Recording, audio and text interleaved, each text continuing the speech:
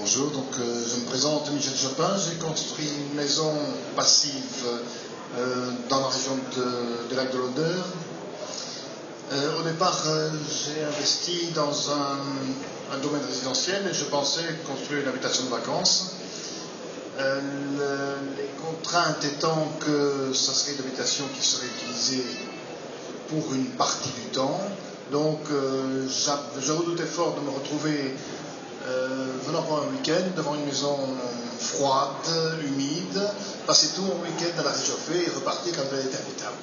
Donc mes exigences c'était trouver une solution de préférence avec peu d'incidence sur l'environnement, puisque je suis dans un domaine boisé, donc je trouvais que c'était intéressant de respecter ce domaine, et qui me permette d'avoir une température constante et une humidité constante.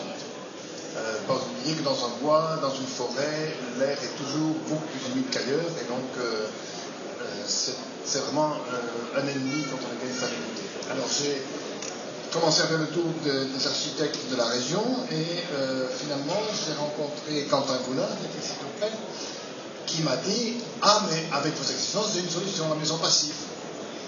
Moi, maison passive, à ce moment-là, je ne savais absolument pas ce que c'était. Je me suis laissé guider, mais j'ai quand même fait mettre dans le contrat que la certification passive n'était pas excluée si je lance ma part. Finalement, je suis très content d'avoir.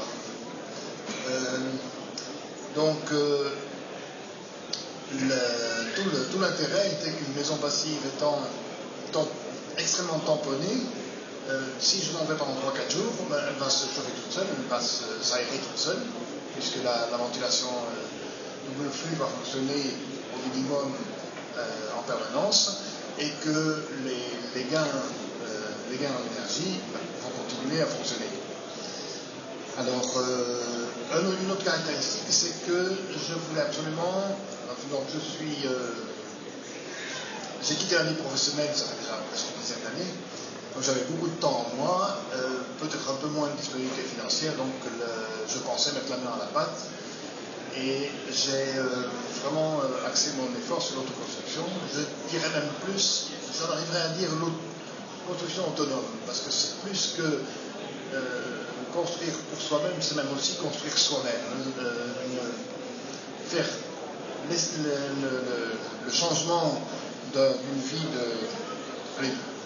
d'employé 8 heures par jour avec un horaire fixe et des préoccupations très intellectuelles à la construction avec tout ce que ça peut comporter.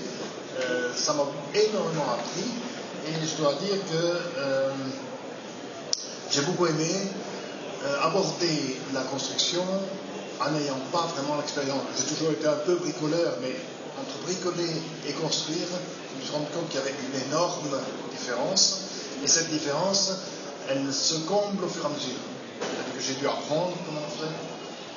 Je me suis lancé là-dedans sans idée préconçue, ce qui fait que ça m'a sûrement beaucoup aidé au niveau des normes, de l'exigence du passif, puisque je me suis laissé guider, je me suis laissé dire voilà, maintenant il faut faire ça, maintenant il faut faire ça. Je n'avais pas en tête ah, mais un constructeur ferait comme ça et pas comme ça. Donc je suis persuadé que si on aborde la construction d'un bâtiment passif en ayant l'idée qu'il faut absolument une méthode particulière, une méthode adaptée au but poursuivi, on doit faire certainement beaucoup d'économies. Une maison passive, ce n'est pas une maison ordinaire qu'on rend passive. C'est vraiment une maison qu'on conçoit comme devant répondre à un certain nombre d'exigences.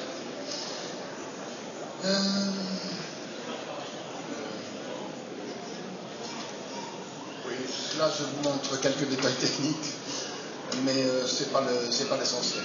Donc ma maison s'est construite en 3 ans. La première année, j'ai fait les gros œuvres et la couverture. La deuxième année, j'ai fait l'isolation et l'étanchéité, et la troisième année, le second œuvre. Ce qui fait que le Blue Roof test a été passé en octobre 2011, si ma mémoire est bonne. Comme il s'agit d'une construction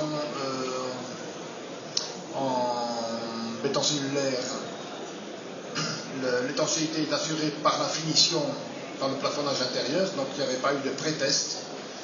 Et le test a donné directement un coefficient de 0,52 volume par mètre carré par heure. Donc c'était directement dans les temps. Je vais plutôt vous parler du fonctionnement quotidien. Finalement, habiter une maison passive, c'est encore aussi quelque chose de différent de vivre dans une maison ordinaire. Il y a d'abord la possibilité d'utiliser l'entièreté du volume construit. Parce qu'il n'y a aucun endroit de la maison qui soit désagréable, qui soit froid, qui soit humide, qui soit sombre, toute cette maison est vraiment à égale température, ou pratiquement à égale température tout le temps. Un degré d'humidité contrôlé, c'est quand même très agréable aussi. On n'a pas cette sensation de froid qu'on peut avoir quand tout d'un coup le brouillard monte. Le brouillard il reste à l'extérieur.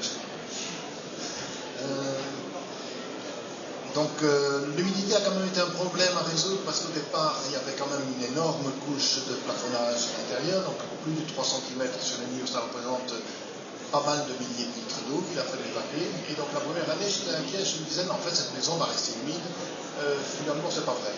Maintenant je suis arrivé à entre 50 et 55% d'humidité en permanence et je dois avouer que c'est très confortable. Au niveau température, j'ai construit ma maison sur deux niveaux. Le rez-de-chaussée en fait est de la partie supérieure et c'est la zone de vie. La partie inférieure c'est la zone sommeil qui est à moitié enterrée. Donc ça a l'avantage que finalement le plus gros de l'activité se situe dans l'étage supérieur et au niveau des chambres on a quand même entre 1 et 1,5 degré de moins qu'au niveau supérieur, ce qui est extrêmement agréable pour dormir. Besoin en chauffage, je vais être cette année-ci qui a été extrêmement négative pour moi parce qu'il n'y avait pas eu tout, on est resté 4 mois sans voir le soleil pratiquement, donc il a fallu faire appel plus souvent que d'habitude au point de bouilleur pour avoir un minimum chauffé la réserve d'eau qui permet à la fois d'avoir l'eau chaude sanitaire et un tout petit appoint de chaleur. Et j'ai dépensé un tout petit peu plus d'un stéréo de bois. En électricité, ma consommation électrique l'année dernière a été de 1600 kWh, en tenant compte du fait que je fais mon pain et donc j'ai un four électrique qui fonctionne une fois par semaine. Alors, cette maison était évidemment destinée au départ à être une maison de résidence secondaire. C'est ma résidence principale depuis 1 an et demi. En fait, on est rentré dedans, on a passé 1 ou 2 semaines et on a dit non, celle-là est tellement plus agréable. J'avais une maison à Saint-Pierre, une maison des années 30. Je dirais c'est un chameau. Vivre dans une maison, même en la chauffant et même en l'isolant, tant qu'on peut le faire sur une ancienne construction sans devoir vraiment tout refaire, c'est quand même beaucoup moins agréable que ce que je peux vivre maintenant. Alors, qu'est-ce que je peux encore ajouter? Il me reste une petite minute pour vous dire que au niveau technique, la maison est construction radiée parce que le sous-sol argilo-schisteux n'est pas extrêmement stable, donc c'est plus facile de faire un radier. J'ai aligné là-dessus des murs en béton cellulaire. Je n'ai pas choisi le bois parce que je voulais vraiment le faire moi-même et construire une ossature de bois, c'est pas faisable pour une personne seule. L'isolation est assurée par des 35 cm de watts de laine de verre. J'ai préféré ce produit qui est un produit recyclé malgré tout, le laine de verre étant recyclé sans adjuvant, a l'avantage de ne pas être sensible à l'humidité. Donc si jamais j'ai des fuites dans mes caissons d'isolation, je peux encore récupérer la donne sans devoir changer de matériaux.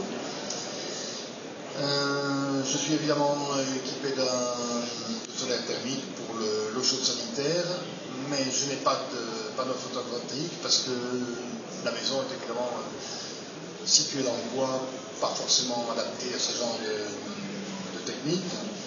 Et j'ai une VMC double flux et un puits canadien, 50 mètres à 2 mètres de profondeur, qui me donne un air en permanence pratiquement entre 11 et 13 degrés toute l'année. Donc l'air entrant est toujours pas perdu. Voilà. Si ça vous intéresse, j'ai fait un blog de ma construction. Il est accessible sur le net à maisonpassive-chopin.be et j'ai encore, même si ça fait déjà 2 ans que j'ai terminé, ou presque 2 ans que je n'entretien plus mon blog, près de 1500 visites par mois. Donc si ça vous intéresse, vous pouvez vous ajouter. Voilà.